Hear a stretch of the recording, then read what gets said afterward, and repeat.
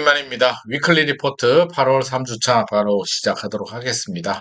8월 14일 한국 부동산원 주간 동향이고요. 매매부터 보도록 하겠습니다.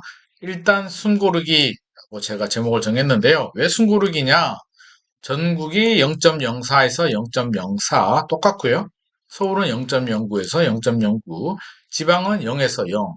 이거 뭐 짜고 치는 것도 아니고 똑같습니다. 지난주하고. 지난주가 상승폭이 좀 컸기 때문에 이번 주는 동결로 좀 보합을 하고 있는 상황이고요. 수도권 지역은 0.09에서 0.08, 0.01%포인트 소폭 하락을 했습니다. 자, 전세는요, 소폭 상승입니다. 큰 폭도 아니고 아주 소폭. 전국은 0.03에서 0.04, 0.01%포인트 올랐고요. 서울은 똑같습니다. 0.11에서 0.11, 수도권은 0.09에서 0.10, 0.01%포인트 올랐고요. 지방은 마이너스 0.02에서 마이너스 0.01, 소폭 올랐죠? 전반적으로 이렇게 조금씩 조금씩 회복하는 상황인데, 뭐, 거래량이 폭발적으로 늘어나거나, 마구잡이 상승하는 그런 분위기는 아니고요. 조금씩 조금씩 줄다리기 하면서 조금씩 회복을 하고 있습니다. 1년 추이를 보면 12월, 1월 바닥 찍고 쭉 올라가고요. 여기 보이시죠? 하나, 둘, 셋, 넷, 다섯. 5주 연속 이렇게 조금씩 올라가고 있다 정도 이해하시면 될 것 같습니다. 지역별로 좀 살펴볼게요. 자, 이제는요, 여기가 오른쪽이 플러스, 여기가 마이너스잖아요. 이제 마이너스를 보는 게 더 수월할 것 같습니다. 부산이 마이너스 0.04. 생각보다 부산이 좀 빠르게 회복을 못하고 있는 상황이고요. 광주는 마이너스 0.02, 강원도가 마이너스 0.01, 전북, 전남, 제주도 빼고 나머지는 다 플러스입니다. 대구가 웬일인가요? 0.05. 와, 대구가 0.05입니다. 웬일이지? 경북이 0.06. 원래 이게 약세 지역인데요. 최근에 상승폭을 좀 키우고 있네요. 확인해 보니까 수성구 쪽으로, 대구의 강남인 수성구 쪽으로 조금 상승세가 커지면서 시장의 수요자들, 매매 대기자들은 좀 불안해하는 상황입니다. 부동산으로는요, 176개 지역을 조사하는데 상승 지역은 84개에서 94개로 10개가 늘어났고요. 하락 지역은 76개에서 72개로 4개가 줄어들었습니다. 자, 이제 차이가 22개가 나네요. 상승 지역이 하락 지역보다 22개가 더 많은 상황입니다. 보합 지역은 16개에서 10개로 줄어들었고요. 수도권 지역들 조금 상세하게 알아보면 서울이 0.09에서 0.09 보합인데 휴가철 태풍 영향으로 거래는 소강 상태이고요. 주요 단지 매도 호가는 올라가고 있고 상승 거래도 조금씩 조금씩 늘어나고 있습니다. 경기도는 0.09에서 0.08 속 떨어졌는데요. 동두천, 의정부, 양주는 하락이고요. 하락을 주도하고 있고 과천, 성남, 분당, 수정구, 동탄, 신도시 같은 지역들은 상승을 이끌어가고 있습니다. 용인도 그렇고요. 인천은 0.08에서 0.08 똑같은데 미추홀구, 계양구가 인천 상승의 발목을 잡고 있는 상황입니다.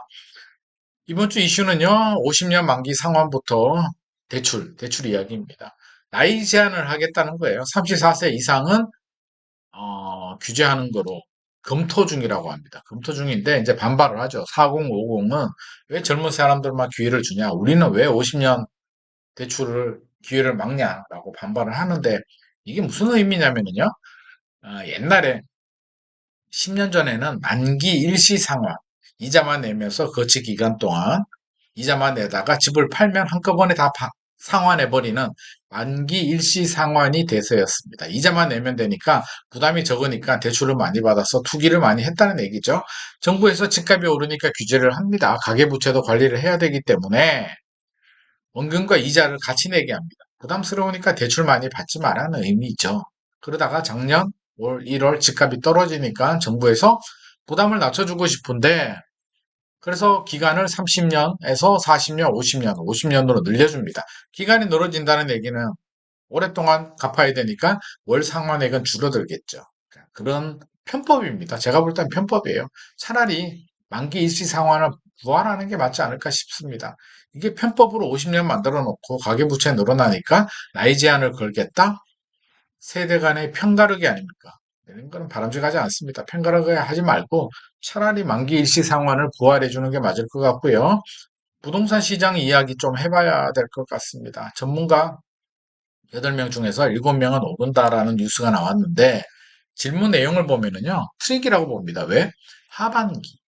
하반기 집값이 어떻게 되냐라고 하니까 하반기 8월 다 지나갔고요, 이제. 9월 추석이고요. 10월, 11월, 12월인데 3개월 동안 뭐 대외적인 큰 변화가 있지 않는 한 지금 분위기 이어지겠죠. 소폭이라도 상승은 상승이잖아요. 그래서 제가 설문조사 하더라도 저한테도 연락이 많이 오는데 저라도 상승하라고 대답할 겁니다. 왜? 하반기니까. 하반기가 아니라 3년 동안 또는 3년 후가 어떻게 되냐라고 물어보면 다른 의견들이 많이 나올 것 같습니다. 최근 국토연구원에서 발표가 있었는데요. 경착륙 단계는 지났지만 불황기 초입으로 상승까지는 긴 인내의 시간이 필요하다. 당분간 2021년과 같은 폭등은 되풀이되지 않는다라고 이야기를 합니다. 저는 국토연구원 발표 자료가 맞을 것 같습니다. 폭락을 한다는 의미가 아니라 7년이 올랐는데 6개월, 1년 조정되고 다시 대세 상승 떨어졌다가 회복을 하고 있지만 전고점을 뚫고 대세 상승하기에는 역부족 아닐까 하는 생각이 듭니다. 그래서 조금 더 보수적으로 보셔야 될 것 같고요. 이번 주 진짜 핫 이슈는 중국입니다. 중국 부동산 위기인데요. 흥다 2위 부동산 개발 업체인 흥다가 미국 채권 이자를 갚지 못하고 파산 신청을 했습니다. 챕터 15를 신청했는데 파산입니다. 파산 신청을 했고요. 1위 부동산 업체가 BV 위안이라는 업체인데 이 업체가 굉장히 큰 업체예요. 직원만 20만 명 정도 된다라고 하고요.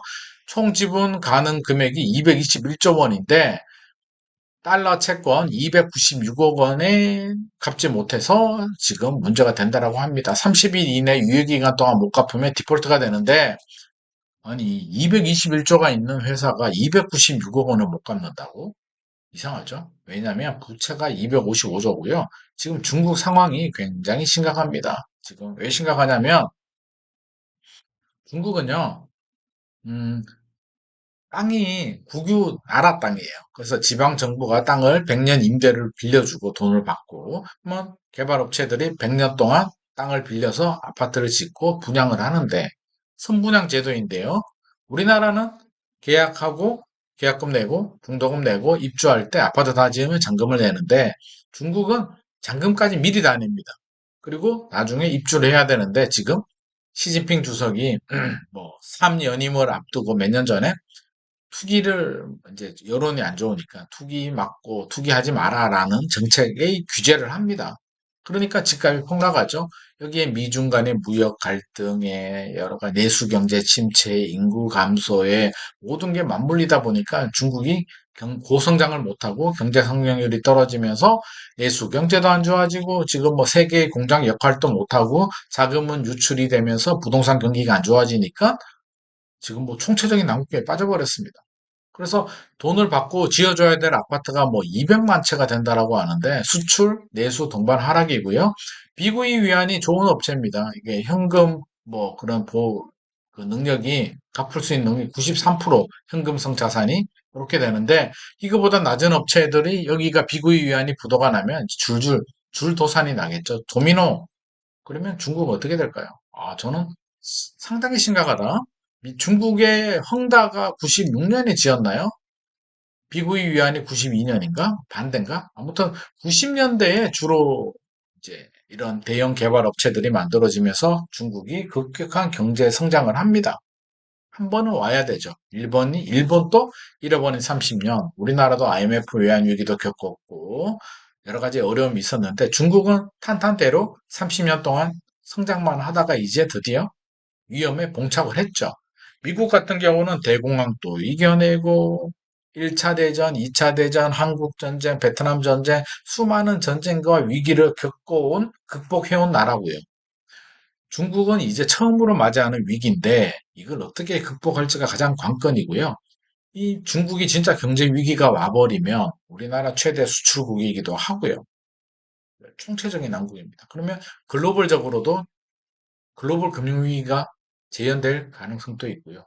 불안한 투자 자본들이 우리나라에 있는 투자 자본들까지도 빠져나갈 가능성도 있기 때문에 이 상황은 굉장히 예의주시를 해야 되고요. 혹시라도 그런 기미가 있으면 한국은행이 금리를 올릴 수도 있습니다. 그러면 우리나라 부동산 시장은 경량의 태풍 속으로 또 휘말릴 수도 있는데 그럴 수도 있다는 거고요. 아직은 뭐 또 중국 정부가 어떤 정책으로 어떻게 막아줄지, 막을 수는 있는지는 조금 더 지켜봐야 될 것 같습니다. 그러니까 지나치게 조급한 마음, 흥분하지 말고 좀 당분간은 좀 차분하게 지켜볼 필요가 있을 것 같습니다.